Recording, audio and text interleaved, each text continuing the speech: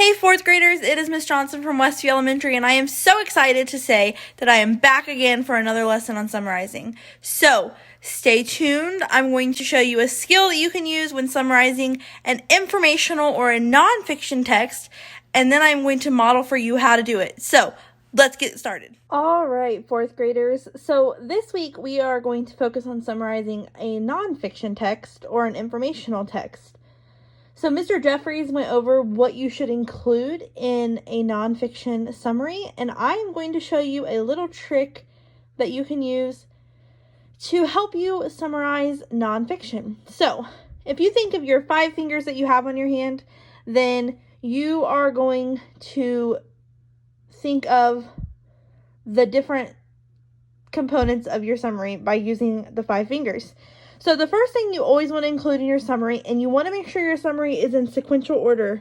So you wouldn't introduce the topic at the end of your summary. You want to make sure it's at the beginning of your summary. So we want to introduce the topic. That's one sentence. So what is the passage about, or what is the text that you are reading about? Then you want to pick 3 main ideas in the text that you think are important. So you're going to put main idea 1 as 1 sentence, main idea 2 as 2 sentences, and main idea 3 as 3 sentences. Each of those will be a sentence, and then you will have 4 sentences total so far. So you'll have your topic, 3 main ideas to support your topic, and then the importance. So why is this important? What is this passage doing for us or telling us? What is the importance of the passage? So remember to use your own words. Notice the text structure. So some nonfiction or informational texts are told in different ways. You want to make sure you know, is it being told in a sequential order? Are they comparing 2 texts? Is there a cause and effect, a problem and solution? Or is it just simply describing something? And then remember to only tell the important parts. So Mr. Jeffries gave you the example of how somebody could come home and you ask them how their day went and they tell you every single thing about their day. Well, when you're writing a summary, remember, we only want the important parts, all right? So using these 5 fingers to write a summary, I'm going to model for you how to write a summary. So let's begin. Right. Since Cinco de Mayo is on Tuesday of this week, I decided to pick a passage that went along with Cinco de Mayo. So it's titled Cinco de Mayo, and it says, many people think Cinco de Mayo is Mexico's Independence Day, but it isn't. The holiday of Cinco de Mayo, or the 5th of May, celebrates the day Mexican forces defeated French forces in the Battle of Puebla in 1862. Mexico had already won its independence from Spain in 1821, but now France was trying to take over. 4,500 Mexican fighters defeated 6,500 French fighters in the tiny town of Pueblo, Mexico. The battle did not end the war, but it became a symbol of unity for Mexican people. Cinco de Mayo is now celebrated in the United States as well as Mexico.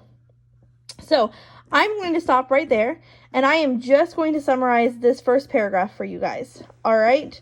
So I am going to use just this little page Miss Johnson had at her house, summarizing nonfiction, and we are going to use the passage along with our 5-finger summary sheet to decide on a good summary. So if I look at my passage, and the first thing that I need to look at is the topic. So my first sentence, I am just going to simply tell the reader what the topic of this passage is. Excuse me. So I am going to write, so you guys can see this. I'm going to write, you can write the topic or the main idea. Miss Johnson's going to write the main idea. So, the main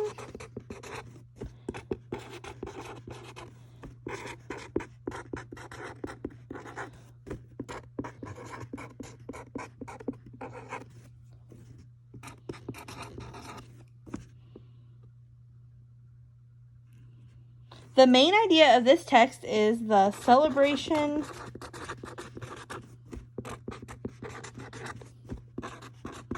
of Cinco de Mayo. So that is my first sentence, and that takes care of topic 1. Now I want to find one main idea that supports my topic. So Miss Johnson is going to choose the part in this story where it says, the holiday of Cinco de Mayo, or the 5th of May, celebrates the day Mexican forces defeated French forces in the Battle of Pueblo in 1862. I am not going to write that word for word. I'm going to put it in my own words. So I am going to put on my paper that Cinco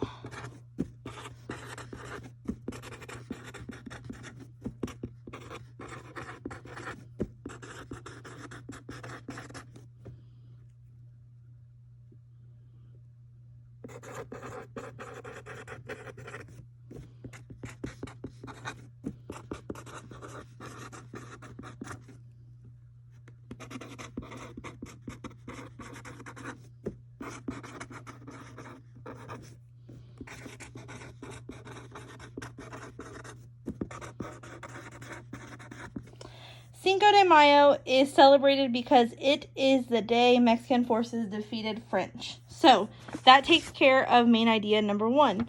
Now, main idea number 2, I'm going to write that many people think, I'm sorry, Miss Johnson messed up. I'm going to write that Mexico had already won its independence from Spain in 1821, but now France was trying to take over. I am not going to write that word for word. I'm going to say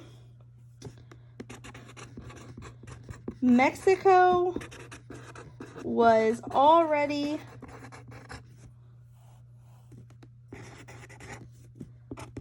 an independent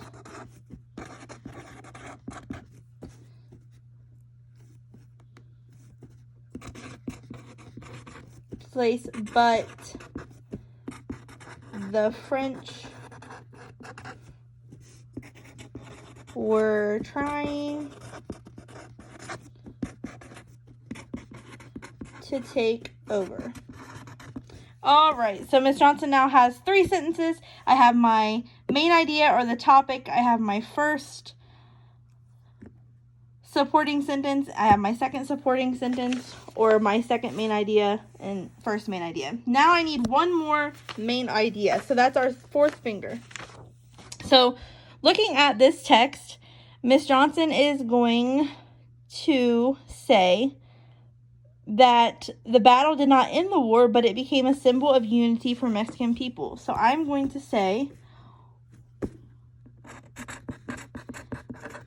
after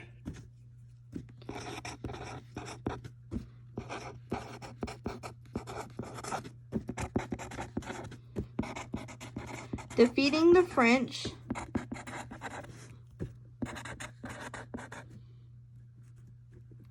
the war was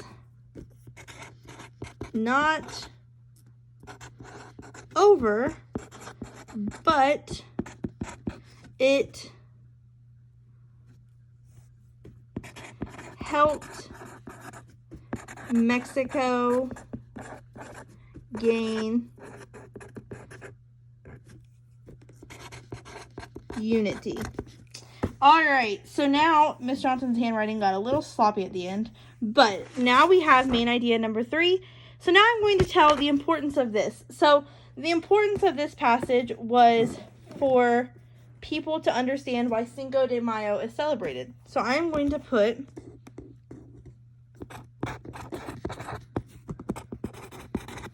the importance of this passage is so that people